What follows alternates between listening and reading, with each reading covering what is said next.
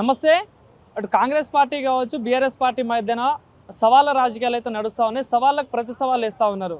So మరి Somajiguda press క్లబ్కి చర్చలకు సిద్ధమా అంటూ మాజీ మంత్రివర్యులు అదేవిధంగా వర్కింగ్ ప్రెసిడెంట్ కేటీఆర్ గారు సవాల్ విసురుతా ఉన్నారు ముఖ్యమంత్రి గారికి.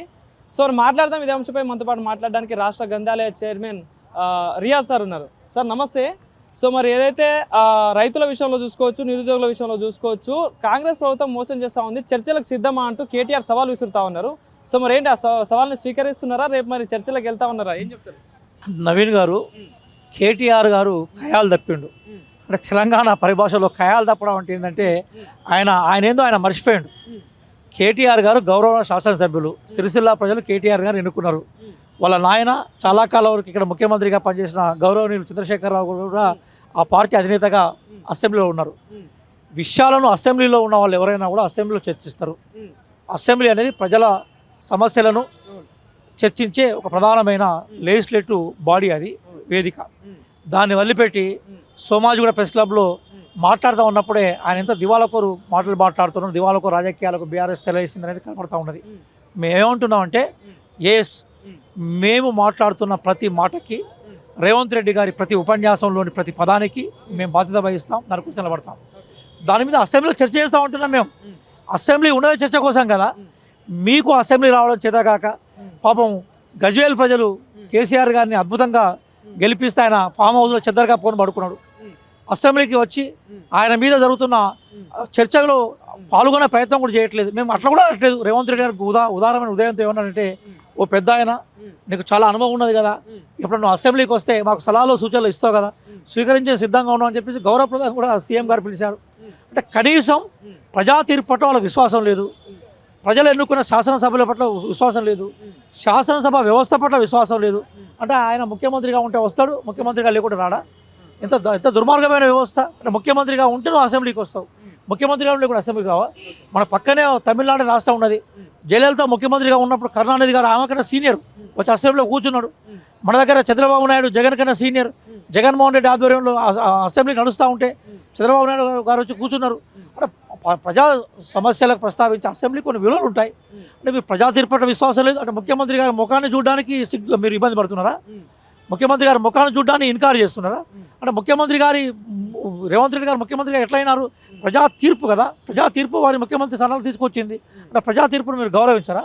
అంటే ఈ ప్రజాస్వామ్యం పట్ల, అసెంబ్లీ పట్ల, అట్లాగే ఓటర్ల పట్ల, తెలంగాణ రాష్ట్ర ప్రయోజనాల పట్ల మీకు విశ్వాసం లేదు. దాల్మే కుచ్ కాలా హై. బహుశా మీ అవినీతి పట్ల మీకు భయం ఉంది కాబట్టి అసెంబ్లీకి రావట్లేదు. మిస్టర్ కేటీఆర్, మీరు రావాల్సింది సోమాజిగూడ కాదు. మీరు కుర్చీలు వేసుకోండి, బెంచీలు వేసుకోండి, బిస్కెట్లు వేసుకోండి, మీరు దీని సప్లైకి వెళ్ళిపోండి, అసెంబ్లీకి రండి. అది సరైన వేదిక. మేము ప్రభుత్వ పరంగా వాళ్ళ ఛాలెంజెస్. కాంగ్రెస్ ప్రభుత్వం రుణమాఫీ పేరిట 38,000 కోట్లు కావచ్చు, రైతు బంధు పేరిట 39,000 కోట్లు రైతులను ఎగ్గొట్టిందని చెప్పేసి కేటీఆర్ సవాల్ విసురుతా ఉన్నారు. ఎంతవరకు వాస్తవాలు ఉంటుంది? పచ్చ కామర రోగికి లోకంతా పచ్చగానే కనబడతా ఉంటుంది. వాళ్ళే వాగ్దానాలు ఎగ్గొట్టింది కదా. ఈరోజు భారతదేశంలో ఏ రాష్ట్రంలో ఏ పార్టీ దళితుని ముఖ్యమంత్రిగా చేసిన ప్రకటించింది? దళితులకు 3 ఎకరాల భూమి ఇస్తామని చెప్పింది, ఎస్టీ రిజర్వేషన్లు పెంచుతామని చెప్పింది, మైనార్టీలకు 10-12% రిజర్వేషన్ ఇస్తామని చెప్పింది. ఎవరు ప్రకటించారు? ఎవరు ముఖం చాటేశారు? ఎవరిని మోసం చేశారు? అంటే కేటీఆర్ గారు ఏమనుకుంటారంటే, ప్రజలు ఈ మెమొరీ ఎక్కువ ఉండదు, కొద్ది కాలానికి ప్రజలు మర్చిపోతారు అనుకుంటూ ఉంటారు. ప్రజలు అన్ని గుర్తుపెట్టుకుంటూ ఉంటారు మిస్టర్ కేటీఆర్ గారు. అందుకోసం మిమ్మల్ని ఎక్కడ కూర్చుండబెట్టాలి అక్కడ కూర్చుండబెట్టిండు. హరీష్ రావు చేసిన వ్యాఖ్యలు ఎట్లా చూస్తారు సార్? అంటే పోయి పంపులు ఆన్ చేద్దామా, మేము వెళ్తున్నామని చెప్పేసి మాట్లాడుతూ ఉన్నారు. ఎట్లా చూస్తారు ఆ వ్యాఖ్యలు? నవీన్ గారు, ఉర్దూలో ఒక మంచి సామెత ఉంటుంది, చోర్నే కోత్వాల్కు ఉల్టా డాంటే అని. అంటే పోలీసు దొంగను పట్టుకుంటే ఆ దొంగనే కోత్వాల్ని, అంటే పోలీస్ ఆఫీసర్ని వాళ్ళ కొరికి రీఅటాక్ చేసి పారిపోయిందని ఈ చందనం ఇప్పుడున్న ఎపిసోడ్కు వర్తిస్తూ ఉంటుంది. గౌరవ హరీష్ రావు గారు చెప్పాలి, 38,000 కోట్లతో పూర్తయ్యే తుమ్మిడిహట్టి వద్ద మీరు ఎందుకు ప్రాజెక్ట్ కట్టలేకపోయినారు? మేము ఆల్రెడీ కట్టిన అంబేద్కర్ పేరు మీద ఒక అద్భుతమైన ప్రాజెక్ట్ నిర్మాణాన్ని మీరు ఎందుకు ఆపేశారు? ఎందుకు కాళేశ్వరాన్ని తీసుకొచ్చి మీరు ప్రాజెక్ట్ కట్టారు? నిజంగా తుమ్మిడిహట్టి నుంచి కాళేశ్వరం మధ్య గోదావరిలో ఒక్క చుక్క నీరైనా అడిషనల్గా చేరే అవకాశం ఉంటుందా? మీరు కాళేశ్వరం కట్టిందే బొగ్గు పొరల మీద. ఎవరన్నా కనీస ఇంగిత జ్ఞానం ఉన్నోళ్ళు, ఇంజనీరింగ్ పరిజ్ఞానం ఉన్నోళ్ళు బొగ్గు పొరల మీద ప్రాజెక్టులు నిలబడతాయండి? పెద్ద ప్రాజెక్టులు కొట్టుకుపోతూ ఉన్నాయి. బొగ్గు పొరల మీద ప్రాజెక్టు కట్టారు. 38,000 కోట్ల రూపాయలతో కంప్లీట్ అయ్యే ప్రాజెక్ట్ని 150,000 కోట్ల దాకా తీసుకొచ్చారు. ఇప్పటికే 102 కోట్ల రూపాయలు ఆల్రెడీ మీరు వ్యయం కింద చూపెట్టారు. ఈరోజు ఒక 1 ఇయర్ కూడా కాలేదు, మొత్తం 2 పిల్లలు భూమిలో కుంగిపోయాయి. ఇంటికి దూలాలు ఉంటాయి, దూలాల మీద ఇల్లు ఉంటుంది, దూలంలో ఒక వాసము ఒక దూలానికి సంబంధించిన మనకి ఇంటికి సంబంధించిన ఒక దూలము కుంగితే ఇల్లు కుంగిపోదా? మళ్ళీ ఏదో ఆయనే ఉల్టా మాట్లాడే ప్రయత్నం చేస్తూ ఉన్నాడు.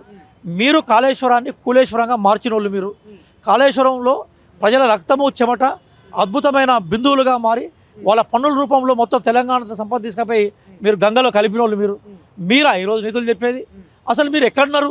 మీ హయాంలో రైతుల ఆత్మహత్యల్లో 1, 2, 3లో ఉన్నారు. అప్పుడు తెలంగాణ తీసుకొచ్చారు. ఈరోజు మేము రైతు రుణమాఫీ చేసాం, 90% సక్సెస్ అయినాం. మనం రైతులకు భరోసా ఇచ్చాం. మేము అట్లాగే మీరు వరి వేస్తే ఉరి అన్నారు, మేము వరికి 500 రూపాయల బోనస్ ఇచ్చే ప్రయత్నం చేశాం. అంటే రైతులు ఆనందంగా ఉన్నారు. మొత్తం మీరు ఏ పనులకు పోయినా కూడా రైతులు మంచిగా మనకు అద్భుతంగా రైతులు కూలీలు వాళ్ళ పనులలో ఆనందంగా ఉన్నారు. తెలంగాణ సంస్కృతికి సంబంధించిన పాటలు పాడుతూ అద్భుతంగా శ్రమ సౌందర్యాన్ని శ్రామిక జీవన సౌందర్యానికి సమానమైనది లేని చెప్పేసి ఈరోజు ఎవరి పనుల్లో వాళ్ళు నిమగ్నమైనారు. మీరు జీర్ణించుకోవట్లేదు. అధికారం పోతే మీరు ముఖ్యమంత్రిగా ఉంటే మంత్రులుగా ఉంటే అసెంబ్లీ కొత్త కదా, అధికారం పోయింది, ప్రజల విశ్వాసం పోయింది. అసలు మీ కార్యకర్తలే మిమ్మల్ని ఎవరు పట్టించుకోవట్లేదు. మీ కుటుంబం మొత్తం అల్లకల్లోలం అయిపోయింది. నెంబర్ 2 నేనే అని కవిత ఉంటుంది, ఈ పార్టీ నాదని ఆమె ఉంటుంది. కనీసం ఆమె సమాధానం చెప్పే ప్రయత్నం లేదు. కాబట్టి ఈరోజు వారు వాళ్ళ పార్టీ విచ్ఛిన్నం అవుతున్న పార్టీని మళ్ళీ ఐక్యం చేసుకోవడం కోసము హరీష్ రావు గారు కొత్త డ్రామాకు తెరలేపిండు. కాబట్టి వాళ్ళు ఎన్ని డొమ్మరగడ్డలు వేసినా కూడా ప్రజలు విశ్వసించారు. కాళేశ్వరం పాపం మీదే, దాన్ని కులేశ్వరంగా చేసి ఇది మీరే. తెలంగాణ ప్రజల సొమ్మును మొత్తం పూర్తిగా గంగపాలు చేసింది మీరే. అసలు నిజంగా కాళేశ్వరం గురించి దానిలో సంస్కారం గురించి మాట్లాడే అర్హత మీకు లేదనే విషయాన్ని కాంగ్రెస్ పార్టీ అధికార ప్రతినిధిగా మేము పేర్కొంటున్నాం. Thank you sir. Thank you.